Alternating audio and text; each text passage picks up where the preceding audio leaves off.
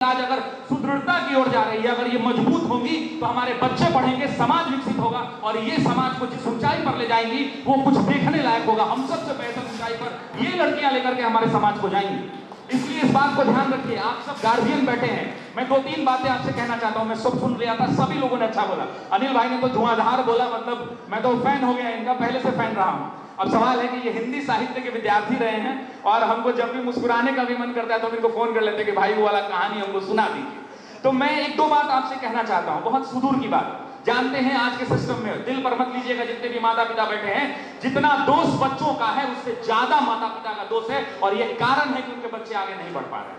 हो सकता है, देखिए ये खामोशी बता रही है कि जितना दोष बच्चों का है उससे ज्यादा दोष इन माता पिताओं का है। माँ बाप अपने बच्चों से संवाद को बंद कर चुके हैं। आज कितने लोग आप में हैं जो अपने मम्मी के पास बैठकर आधा घंटा बात करते हैं? कितने लोगों के पिताजी हैं जो अपने बेटा बेटी को बुला के शाम को 15 मिनट का समय देते हैं? नहीं है साहब। इस भौतिकवादी दुनिया में बाबूजी भी मोबाइल पर लगे हुए हैं, अब बेटा जी भी मोबाइल पर लगा हुआ है और बाबूजी उम्मीद कर रहे हैं कि बेटा बेटी टॉप कर जाए। होने वाला नहीं है। तो गार्जियन जो बैठे हुए हैं इस बात को समझ लीजिए। जो लोग यहाँ गार्जियन बैठे हुए हैं, बुरा लग सकता है लेकिन हकीकत यही है कि माता पिता, मम्मी मोबाइल चला रही है और बेटी को कह रही है तुम पढ़ो। अरे क्या सीख दोगी तुम्हें? तुमको क्या सीख दोगी? मम्मी मोबाइल चला रही है, बेटी को कह रही है तुम पढ़ो। ये संभव नहीं है। तो अगर जो चीज आप कहते हैं ना कि जिस बदलाव को आप लाना चाह रहे हैं वो बदलाव सबसे पहले अपने आप में लाना होगा। तो माता पिता से निवेदन। और दूसरी बड़ी बात, ये बाबूजी लोग और मम्मी जी लोग ये ट्रेडिशन बदलिए कि बच्चा को स्कूल में नाम लिखा दिया, बच्चा स्कूल नहीं जा रहा है। आप याद करिए, ये सरकारी विद्यालय से निकले हुए अफसर हैं। मैं हजारों लोगों को जानता हूं जो सरकारी विद्यालय से बैठकर पढ़कर निकले हैं और अधिकारी बने हैं। मैंने अपनी जिंदगी में 7 नौकरियां रिजाइन की हैं, रिजाइन किया 7 सरकारी नौकरी। मैं आपको एक बात बताना चाहता हूं, सरकारी स्कूल से लोग पढ़ के निकले क्योंकि उस समय विद्यालय लोग रोज जाते थे। मैं विद्यालय की व्यवस्था पर कोई टिप्पणी नहीं करना चाहता हूं, लेकिन मैं आपको इतना बोलना चाहता हूं कि उस समय बच्चे विद्यालय रोज जाते थे। मास्टर साहब लोग रोज बच्चों को पढ़ाते थे और बच्चों का रिजल्ट होता था।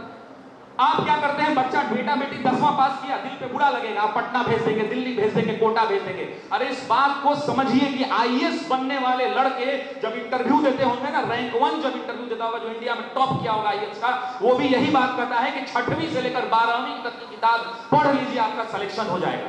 हम क्या पढ़ाते हैं भाई? हम वही पढ़ाते हैं जो उन किताबों में है। वही फिजिक्स में सर ने एग्जाम्पल दिया, लाइट, वही लाइट दोबारा पढ़ाई जाती है। वहीं से हम नोट्स बनाते हैं, वहीं से आप जिस किताब को उठा लीजिए, मैं दावा करता हूं जिस किताब को, जो स्टैंडर्ड बुक से आप उसको उठा लीजिए, उसमें से 30% कंटेंट ऊपर होगा। तो आप इस बात से दूर हो रहे हैं कि आप जो है अपने बच्चों को नहीं पढ़ा रहे हैं, उनको स्कूल नहीं भेज रहे हैं, उनको कॉलेज नहीं भेज रहे। 3 साल की ग्रेजुएशन डिग्री है, सर पर हाथ रखकर कसम खाइएगा जितने माता पिता और बच्चे बैठे हैं कि कितना दिन तुम कॉलेज जाके आप पढ़े हैं, कितना दिन? तो किस सफलता की उम्मीद कर रहे हैं भाई? आपके पास जो ग्रेजुएशन की डिग्री है, आप कितना दिन कॉलेज गए हैं पढ़ने के लिए? हो सकता है कि मेरी बात बुरी लगे, लेकिन जब आप विद्यालय विश्वविद्यालय नहीं जाएंगे, कक्षाओं में अध्ययन नहीं करेंगे, मानक पुस्तकों को नहीं पढ़ेंगे, वो 6-6 महीना पर विद्यालय के अंदर में और विश्वविद्यालय में और कॉलेज में जाकर टेस्ट नहीं देंगे, साल भर first year, second year, third year का एग्जाम खुद से कलमों से नहीं रौंदेंगे, तो आप किस सफलता की उम्मीद कर रहे हैं? ये सब भौतिकवादी सफलता है, ये नहीं मिलने वाली है अगर आप मेहनत नहीं करेंगे। तो इसलिए चेत जाइए, ये समय परिवर्तन का है। बिहार में शिक्षा व्यवस्था जिस हिसाब से बदल रही है, जिस हिसाब से मजबूत हो रही है, मैं बहुत आनंदित और खुश हूं इस बात को लेकर के। और मैं आप सभी लोगों से कहना चाहता हूं कि अपने बच्चों को ये कोटा, दिल्ली, बॉम्बे भेजने वाले व्यवस्था को करिए, मुझे उससे कोई आपत्ति नहीं है, लेकिन बच्चा के 12वीं तक के नींव को मत डोलाइए, क्योंकि 12वीं तक का अगर नींव मजबूत होगा तो बच्चा का जो इमारत होगा वो बहुत ऊंचा खड़ा होगा, अन्यथा वो नहीं हो पाएगा। इसलिए 12वीं तक बच्चा को कहीं मत डोलाइए, अपने सामने बैठ के पढ़ाइए। कुछ लोग कहते हैं कि ऑनलाइन क्लास, अरे ऑनलाइन क्लास ने वो ताकत दी है कि हमारी बहनें बैठ के पटना, दिल्ली जैसे बड़े बड़े शिक्षकों की और अच्छे शिक्षकों की और जो भी शिक्षक हैं उन सबकी क्लास कर पाती है। ये ऑनलाइन की ताकत है। इस ताकत को समझिए। आप ये मत समझिए कि कोई कोर्स 1000 रुपए में दे रहा है, कोई 2000 में दे रहा है, कोई 5000 में दे रहा है, हम नहीं पढ़ सकते। आप यहाँ बैठ के पढ़िए और आप सिलेक्शन ले सकते हैं। लेकिन प्रॉब्लम क्या है ये मैं बताता हूं। ऑनलाइन क्लास का सबसे बड़ा प्रॉब्लम क्या है कि माँ बाप ढील दे दिया। आप लोग कहेंगे कि सर माँ बाप पे पढ़ रहे हैं, बात हो सकता है ये बोलेंगे, ढील दे दिया है। मैं बताता हूं कि गार्जियन को करना क्या चाहिए। गार्जियन कुछ मत करे, गार्जियन कहे बेटा तुम ऑनलाइन क्लास खरीद लो और तुम्हारा ऑनलाइन क्लास का टाइम टेबल क्या है हमको बता दो। ऑनलाइन क्लास का टाइम टेबल होता है कि भैया पहली क्लास सुबह 10 बजे से 12 बजे तक है, दूसरी 2 से 4 है, तीसरी 4 से 6 है। गार्जियन को टाइम तक नहीं पता अपने बच्चों का, तो क्या होगा भाई? क्या होगा? नहीं हो पाएगा कुछ। तो इसलिए इसलिए गार्जियन को सबसे पहले बच्चों का टाइम टेबल होना चाहिए कि मेरे बच्चे का क्लास का ये टाइम टेबल, और गार्जियन बस इतना कर दे कि आपका बच्चा उस समय पर कुर्सी टेबल, बच्चा घर में लेट के पढ़ रहा है, सोफा पर इसे सूत के पढ़ रहा है, बाबूजी उधर मोबाइल पे व्हाट्सएप का रील देख रहे हैं, तो बच्चा क्या करेगा? क्या करेगा? नहीं कर पाएगा कुछ साहब।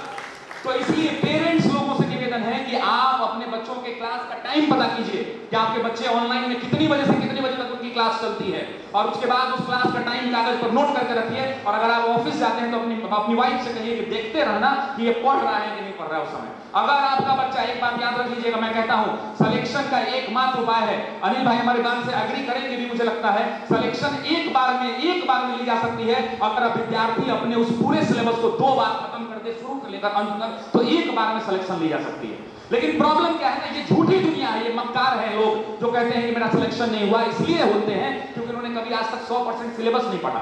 आप में से ईमानदारी है, अगर कसम है तो आप हाथ उठा के मुझे बताइए कि जिस भी परीक्षा की आप तैयारी करते हैं, कितने लोग हैं जिन्होंने उसका 100% सिलेबस एक बार पढ़ा हो? शायद ही हाथ एक आध वो खड़ा होगा, एक हाथ खड़ा है इस सैकड़ों की भीड़ में, एक हाथ खड़ा, बस। ये प्रॉब्लम है, this is the main problem. लोग अपना सिलेबस कंप्लीट नहीं कर रहे हैं और उम्मीद कर रहे हैं सिलेक्शन की। नहीं हो सकता है मेरे भाई, नहीं हो सकता है। आपको अपने सिलेबस को पूरा कंप्लीट करना पड़ेगा, 2 बार, एक बार में सिलेक्शन हो जाएगा।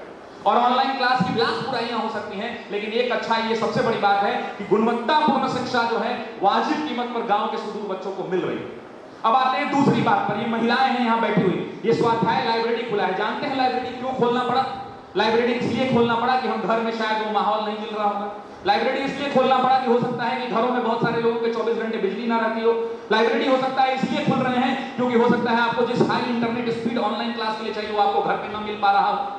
तो आप इसका सदुपयोग करें, एक अच्छा कदम है। बगहा जैसे शहर में अगर ये खोला है इसने, प्रेस ने, तो ये एक वाजिब कदम है और मुझे लगता है कि इसके सम्मान में आप सबको एक ताली जोरदार बजानी चाहिए कि ये खुला है। दूसरी बड़ी बात, लाइब्रेरी भाई ने खोल लिया, हमें निवेदन किया, बहुत दिनों से आया, पटना 2 बार 3 बार बात हुआ, बहुत रिक्वेस्ट किया, मैं आया। अब इसने तो मुझसे मांग लिया कि सर तुम आ जाओ, आप आ जाओ। अब बारी मेरी है, अब मैं इस मंच पर खड़ा हूं, बिना बोले माइक लेकर मेरी बारी है। इस लाइब्रेरी में मेरा एक नियम है कि 50 लोग हैं, आप जो है 5 अखबार प्रतिदिन मंगाइए और उस जनरल कंपटीशन के बच्चे से प्रतिदिन बोलिए कि एक-एक पन्ना बांट दीजिए। अगर तुम मेरे लाइब्रेरी में पढ़ रहे हो तो तुमको उसका एडिटोरियल रोज बैठ के पढ़ना पड़ेगा, समझ में आया चाहे नहीं। ये एक काम होना चाहिए आपके लाइब्रेरी में। प्रतिदिन अगर दैनिक भास्कर, दैनिक जागरण, प्रभात खबर, हिंदुस्तान और आज, ये 5 अखबार, मैं इंग्लिश मीडियम नहीं बोलता था, हिंदू टाइम्स ऑफ इंडिया पढ़ो, ये 5 अखबार ये बनाइए और उसका पूरा बिल ऑफिसर एकेडमी चुकता करेगा हर महीने के खाते में। ये हमारी तरफ से है आपके लिए, पहली बात। और अगर ये बच्चे 5 अखबार आएगा और 5 अखबार आएगा, 50 बच्चों की कैपेसिटी है, अगर वो बच्चे प्रतिदिन अखबार पलट के एडिटोरियल बदल देंगे, मैं दावा करता हूं कि वो किसी शिक्षक से ज्यादा अपडेटेड होंगे, किसी भी मुद्दे पर, किसी भी क्षमता पर बोलने के लिए वो तैयार होंगे। ये मैं दावा कर सकता हूं इस बात। ये मेरी तरफ से है, आप इसको करवाइए। मैंने इनसे एक बात और कहा है कि भाई लड़कियां हैं, बहनें हैं, इनके लिए कुछ ऑफर देते रहिएगा। जैसे हम लोग भी ऑनलाइन क्लास में बहुत ऑफर देते हैं, तो आप इनको ऑफर देते रहिएगा भाई महिलाओं को, और यहाँ ज्यादा से ज्यादा लोग बुलाइए। मैंने एक और एडवाइस दिया कि आपके यहाँ सीसीटीवी कैमरा लगा है, चूंकि हमारी बहनें यहाँ पढ़ने आएंगी तो उस कैमरा में आप ऑडियो सिस्टम लगा दीजिए, ताकि क्या बातचीत हो रही है, कोई दोषारोपण किसी पर ना हो पाए। देखिए आप जिम्मेदारी ले रहे हैं, बहनें आएंगी तो आपको वहां पे ऑडियो सिस्टम एक कैमरा के अंदर लगता है, उस ऑडियो सिस्टम को आप लगाइए ताकि उससे जिम्मेदारी का बोध हो और लोग अपने आप को एकदम वेल इक्विप्ड समझ सके। ये 3 काम आप करिए बस, बिल्कुल कल परसों करवा दीजिए, बैठ जाइए। आप 2-3 बातें और कहना चाहता हूं। मैं, आप जानते हैं कि बहुत लोगों को पढ़ाता हूं, मैंने अपनी जब जिंदगी की शुरुआत की थी, आप मुझसे सीखिए। मैं आपको बताता हूं, मैं इंजीनियरिंग कॉलेज में पढ़ने गया, मैं ड्रॉप आउट स्टूडेंट रहा इंजीनियरिंग का। फिर मैंने ग्रेजुएशन किया, अच्छे जगह से पढ़ाई लिखाई करी। मैं पढ़ाना जब शुरू किया 2011 में, तो मुझे दिन के 60 रुपए मिलते थे, दिहाड़ी मजदूर से कम। 60 रुपए दिन भर खटता था। ये प्रेरणा हो सकता है कुछ लोगों को दे दे, बहुत कम लोग जानते होंगे इस कहानी को, आज सुन लीजिए। मैंने किसी सार्वजनिक मंच से ये कहानी नहीं कही है। 60 रुपए मुझे मिलते थे एक दिन के, 60 रुपीज। और सुबह में 6 बजे, ठंडा में 7 बजे भोर में क्लास लगती थी, और मैं कांटी फैक्ट्री से निकलता था, पैदल मोड़ आता था, वहां से ऑटो पकड़ के 2 रुपया भाड़ा देकर राजेंद्र नगर उतरता था, पटरी पार करके जाता था एक इंस्टीट्यूट, जो पटना का सबसे नामी इंस्टीट्यूट था, वहां पढ़ाता था। जब इंस्टीट्यूट को छोड़ा, आज एक दौर है कि आज मैं कहीं 1 घंटे खड़ा होता हूं तो लाखों रुपए लेता हूं, तब 1 घंटा मैं खड़ा होता हूं। तो स्ट्रगल करते रहिए, संघर्ष करते रहिए, 60 रुपए से लाखों रुपए तक आप भी पहुंच सकते हैं, कोई बहुत बड़ी बात नहीं है। इसके पीछे एकमात्र उद्देश्य है कि आप संघर्ष समझ विवाद, और लोग आपको बोलेंगे, आपके पीछे लोग रहेंगे, अरे तुमसे ना हो पाएगा, बोलना तुमसे क्या खाक हो पाया। जो तुमको कहे तुमसे ना हो पाएगा, तुम क्या कर लिए, तुमसे खाक हो पाया, तुमसे भी ना हो पाएगा। अगर कोई आपको डिमोटिवेट करने की कोशिश करे, कोई दोस्त कहे कि मेरा तो 80% आ गया, बोलो उसको, मान लो कि तुम्हारा 70 आया, अगले का 80 आ गया, लोग यहाँ बैठे हैं 11-12 वाले में, और बहन बोले कि मेरा तो 80 आ गया, तो तुम जानते हो क्या जवाब देना? मोटिवेशन चाहिए। लोग पूछ रहे थे कैसे मोटिवेटर, मैं जवाब बताता हूँ, पलट के जवाब दो। कोई कहे कि मेरा 80 आया, तुम्हारा तो 70% आया, तुम कहना अरे बहन अगली बार की तैयारी करो, मेरा 90 आएगा, तुम अपना देखो।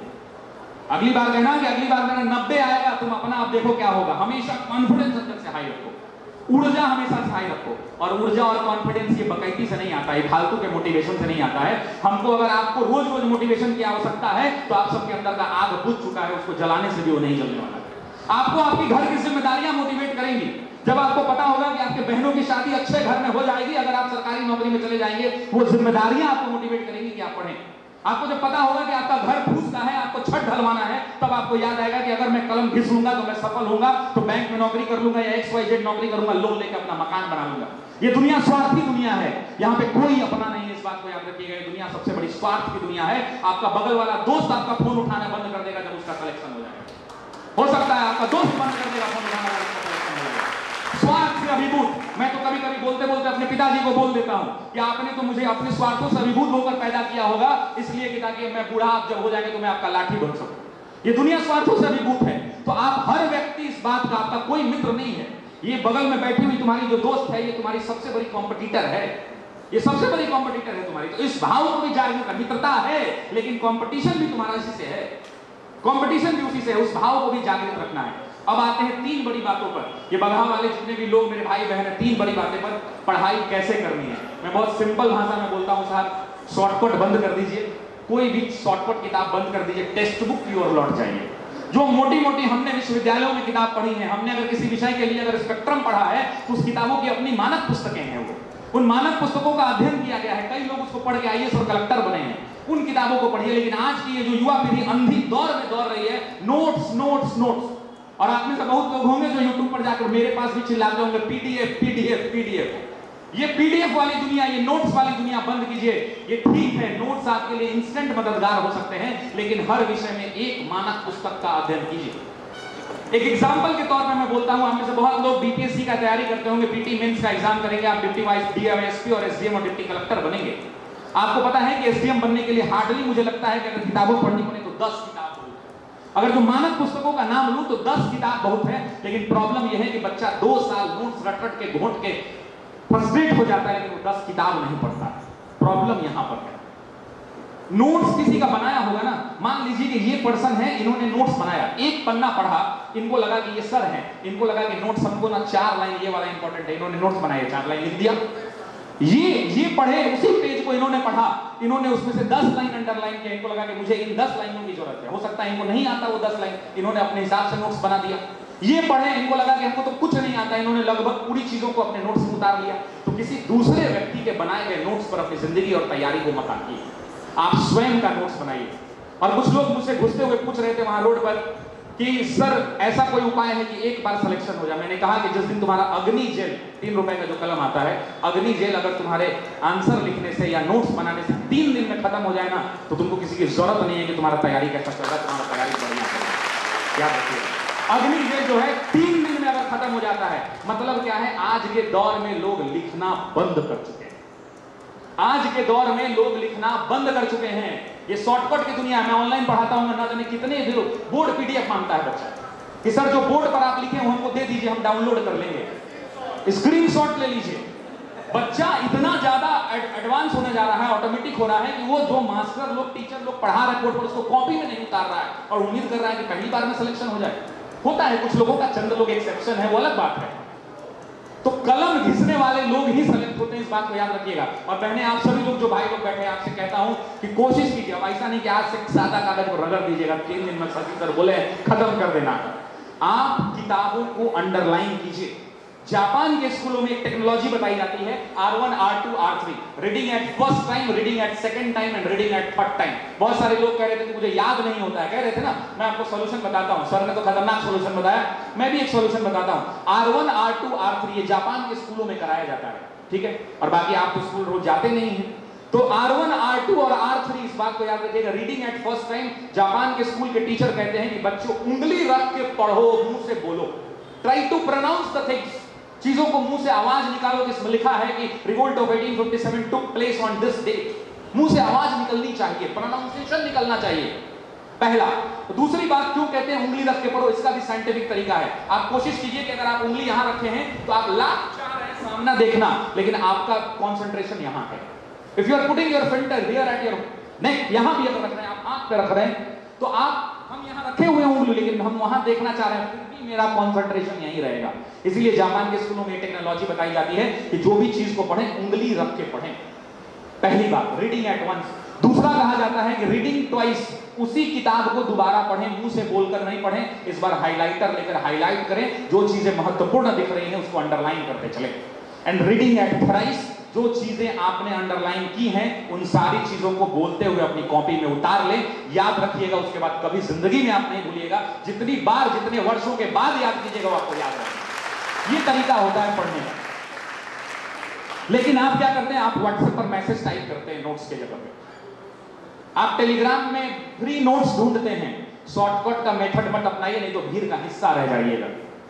मुझे लोग शिकायत कर रहे थे, बहुत सारे लोग कहते हैं कि सर आपका नोट्स तो बड़ी मोटा होता है, 100 पन्ना का है, वो 50 पन्ना का, 20 पन्ना, यहां भी बहुत सारे लोग होंगे, इतना प्रिंट आउट निकालने में पैसा लग जाता है।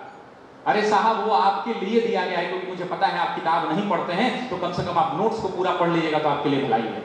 तो मोटी किताबों को पढ़ने का आदत डालिए, मानक पुस्तकों का एक विषय, एक किताब, history, geography, polity, economy, science, 5 गो विषय है, हिस्ट्री में 3 गो, मान लीजिए 8 गो, 8 किताबें काफी हैं। एक आध गो मेंस के लिए अलग से साइंस एंड टेक और किताब पढ़नी है। 10 किताबें जो मैंने बोली है ना, एक साल में 10 किताब नहीं पढ़ सकते, आराम से पढ़ सकते हैं आप। एक जापान के एक व्यक्ति हैं, जीन करके उनका नाम है, पतला दुबला लड़का, आप देखते होंगे फेसबुक पे बहुत चलता है, वो सिखाता है how to read a book in 3 hours. मैं पहले 10 पन्ना नहीं पढ़ पाता था, आज मैं पटना से उड़ता हूं बेंगलोर के लिए 250 पन्ने की किताब पढ़ जाता हूं। 250 पन्ने की किताब 2.5 घंटे में पढ़ जाता हूं, क्योंकि कंसंट्रेशन लेवल उस लेवल का हो जाता है। आपके साथ प्रॉब्लम क्या है कि आप पढ़ेंगे 2 पन्ना, तब तक व्हाट्सएप पे आएगा, हाँ भाई कहां हो, अब भाई कहां हो तो निकल गया, और बाकी हेलो हाउ आर यू आ गया, तब तो आप बेचैन हो गए तुरंत 2 मिनट में।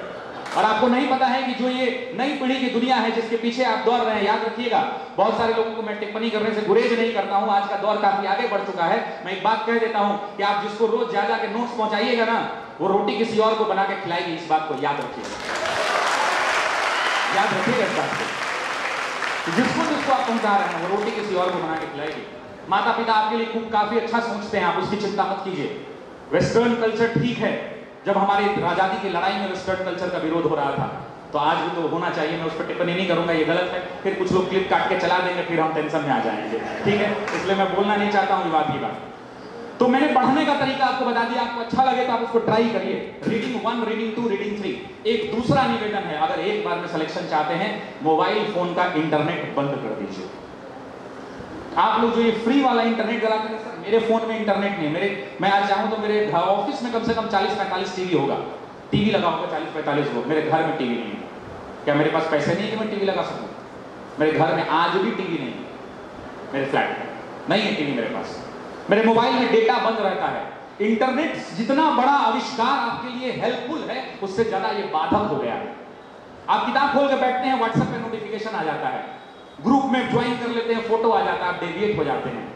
आप इस बात को समझिए कि आपके माता पिता की जिम्मेदारी है आप पर। आप चाहती हैं कि आप, मैं देखिए मैं थोड़ा बेबाक होकर बोलता हूँ, कैमरा में थोड़ा ध्यान रखिएगा आप, ठीक है, तो माइक बंद करके भी मैं बोल सकता हूँ। मैं एक बात कहना चाहता हूँ आप बहनों से, क्या आप चाहती हैं कि आपकी